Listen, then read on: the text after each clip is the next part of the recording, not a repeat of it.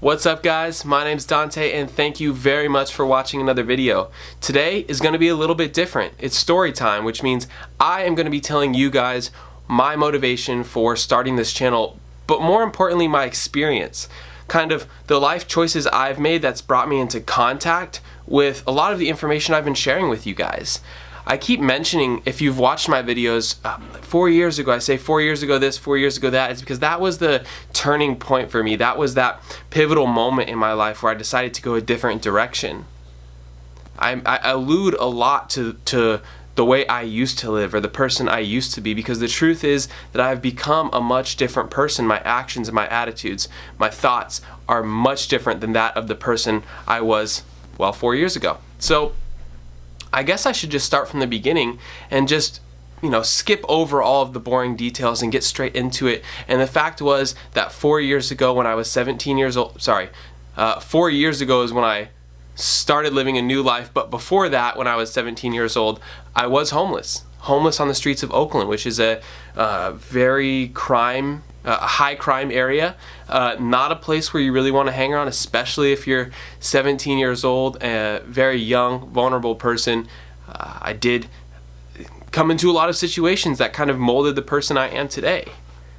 But let me just stop there and recap on what I said. I said I was homeless when I was 17 years old, and obviously there's some questions there. There's some questions that people might want answered. Why were you homeless? What were the things that you were doing that made you homeless? And the truth was that it was all my choice. There wasn't, I could sit here and tell you guys all of the bad things that happened to me and all of the unfortunate situations that I was put in.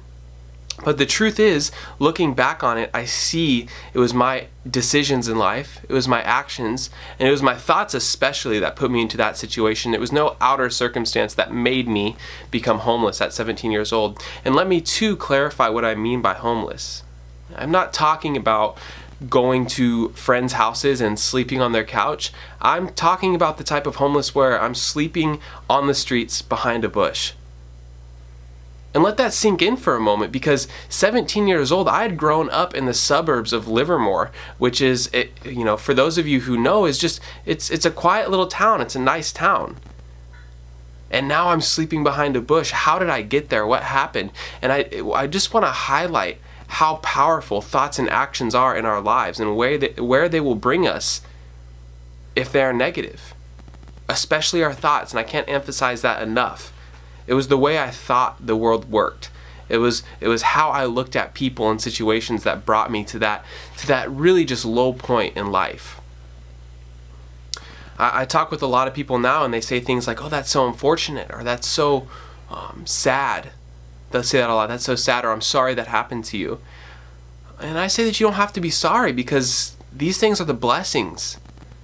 They are the things that have brought me into contact with the information I have now. The information that is so powerful, right, that I had to tell other people. I had no choice. Once I saw what they did for me, the only thing I had left to do was to tell other people. And if I didn't, it was like I was throwing some gift away. So as I'm going through this video, don't feel sorry for me, because if I could go back and change it, I wouldn't change a thing. Very grateful to have gone through the things that I've gone through. So, homeless. Why was I homeless? And it goes back to like my first video. I was so focused on being comfortable that I went to extreme lengths to stay comfortable. I went to extreme lengths to avoid everything in my life that was unknown, that I was fearful of. Extreme lengths. I did everything and anything I could. I hurt the people I loved. I hurt my friends.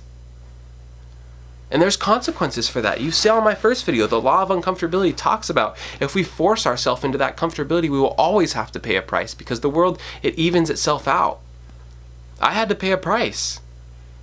Just like every other person who chooses to stay in comfortability. Now, the price may differ, right? Depending on our actions.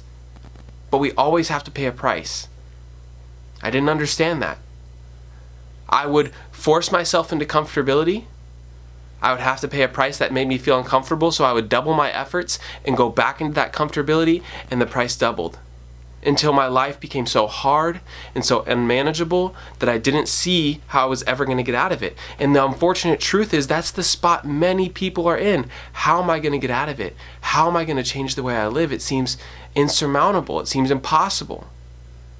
I can tell you that nothing is impossible. After going through my experience, I know, right? Because you hear that a lot. Nothing is impossible. You can do anything if you put your mind to it. But that reality is different for me now because I know it to be true. I was in the most desperate situation. I mean, I wasn't employable.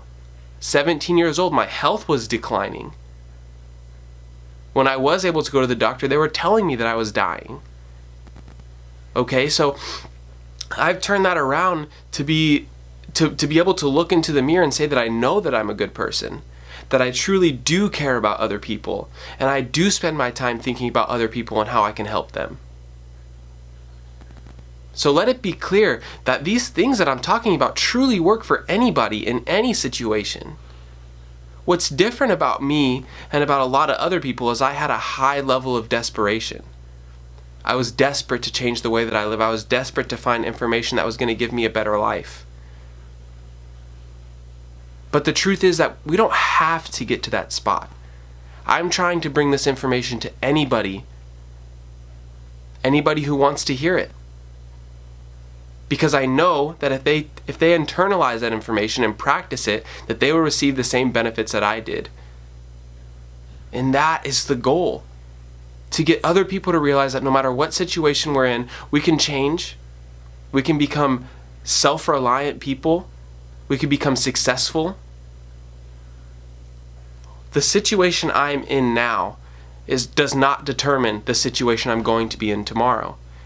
The situation I'm in now doesn't determine the future. What determines the future is the way I look at the world, the way I interact with the world, and the way I think about the world. It's something that when I first started this journey, I had the hardest time grasping.